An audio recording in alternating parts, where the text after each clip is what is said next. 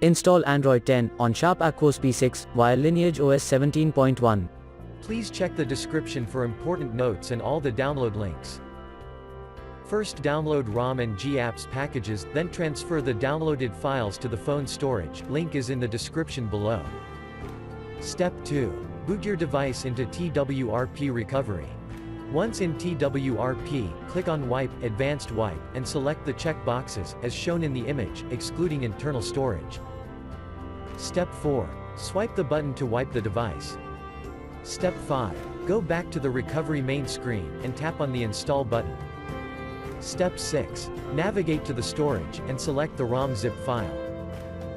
Step 7. Finally, swipe the button on the screen, to install ROM file.